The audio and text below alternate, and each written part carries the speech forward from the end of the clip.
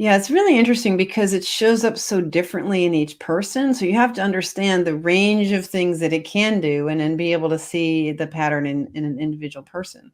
And in the historical literature, it was very clear that most anyone with dietary oxalate poisoning had some form of digestive problem.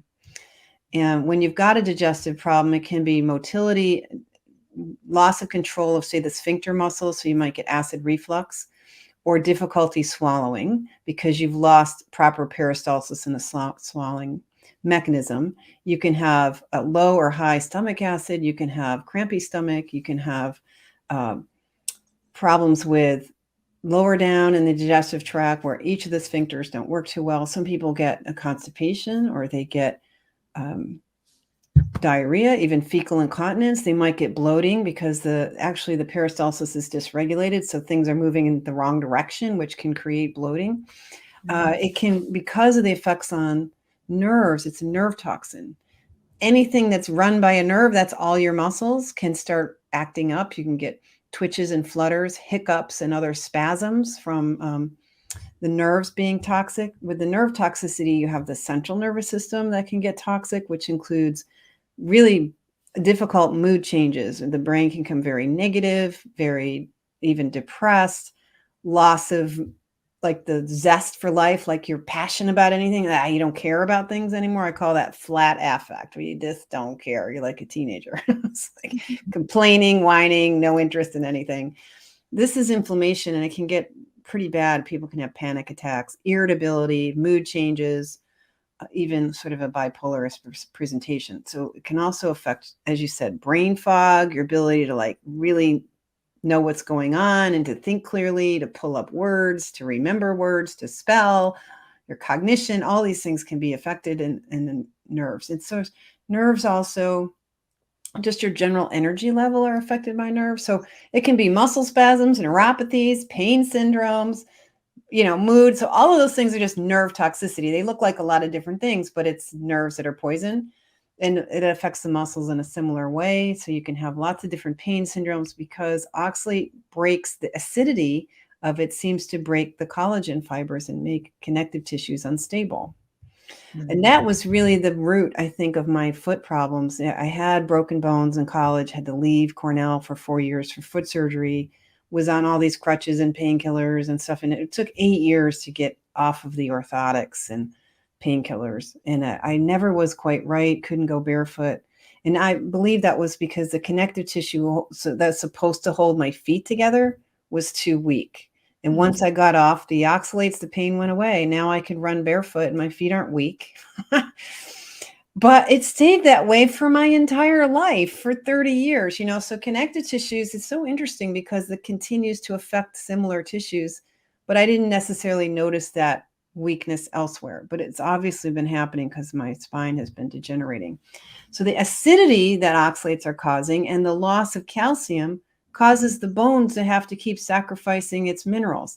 So you keep dissolving your bones in order to correct the loss of calcium and to correct that acidity. And eventually you get osteopenia and osteoporosis. I truly believe, now this is controversial because medicine hasn't proclaimed this, but I truly believe that high oxalate plant foods like the peanuts, potatoes, and the stuff we've mentioned are the root cause of osteopenia. And it's really sad. That's another connective tissue that's degenerating. So connective tissue degeneration can mean pain, instability, easily broken or injured, difficulty recovering. You seem to have old things that never really completely clear up, like my feet.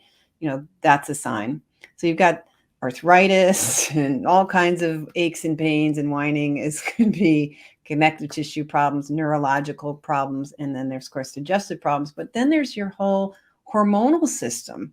Glands tend to collect oxalate. Your thyroid gland, your pituitary gland, your adrenal gland, your pancreas. These are all really critical orchestrators of everything that happens in life. And they usually get in a hypo mode where they're under functioning because of oxalate damage to the tissues.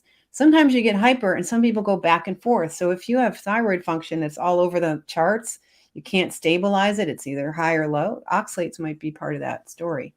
We've got inflammation turning on and off, and coping mechanisms working and not working back and forth. And so that can create all kinds of metabolic havoc, and it maybe weight problems, maybe problems with losing weight, maybe problems gaining weight, problems with temperature regulation. We see Raynaud's syndrome where you have vascular disorders where you get this reactive spasms. Again, I mean, it's another muscle spasm that causes Raynaud's syndrome where the smooth muscle cells in the arteries will react to cold like an allergy, and you'll lose your circulation in your fingers or toes or something. But vascular decay is another thing because stuff is really rough on the endothelial tissues of the vascular system, and you can have capillaries that are weak, and you can cause eye damage. If you have vision problems, even cataracts. And then there's the dental decay, both the kind of decay you're used to, but loss of bone in the jaw, masseter muscle issues, sinus problems, chronic infections. Oxalate coming into the bloodstream wrecks the immune cells that are running around the bloodstream and causes them to become pro-inflammatory and less able to handle infections. So if you have chronic sinus and yeasts and UTIs and you name it coming back and over and over again, that's because your immune system isn't doing well, and oxalate can be a reason for that. And kidney stones. Oh, yeah. And then there's the textbook thing, the one and only thing that the medical people say oxalate causes, and that's kidney stones in the whole urinary tract. So it can be kidney stones for some people. For a lot of us, it's a slow building up of a diffuse collection of calcium oxalate in the kidneys. That's called nephrocalcinosis. Most everybody dies with nephrocalcinosis without kidney stones.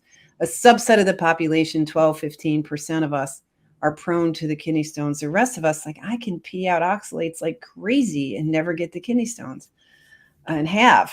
I have been peeing out oxalates heavily for 40 years, and now I don't anymore. I've been 9.5 years, and I rarely see the heavy crystalline look of my urine anymore. But some people get bladder problems. The crystals that are forming in the urine are very irritating to the mast cells and immune cells inside the bladder, and it's like having a rash. It can become painful, disrupt your sleep. You can wake up a lot at night, lose your sleep. Another way to not sleep at night is to not just have brain that won't settle down, because the oxalates cause the nerves to be on, but it can cause the immune cells to be on in the bladder, and that can cause pain as well, and loss of sleep, and that can be really debilitating. You can get bladder stones, you can have pelvic pain syndromes. You mentioned the vulvodynia. There's the genital pain can come along, and heaviness in the loins, in the pelvic area. That's inflammation down there. That is well known to clear up on a low oxalate diet and be part of the syndrome for some people, and not everyone. You're going to get your own little version of it. Maybe it's just bad eyes. Maybe it's bad teeth. Maybe it's heart issues. It's going to be different in everybody.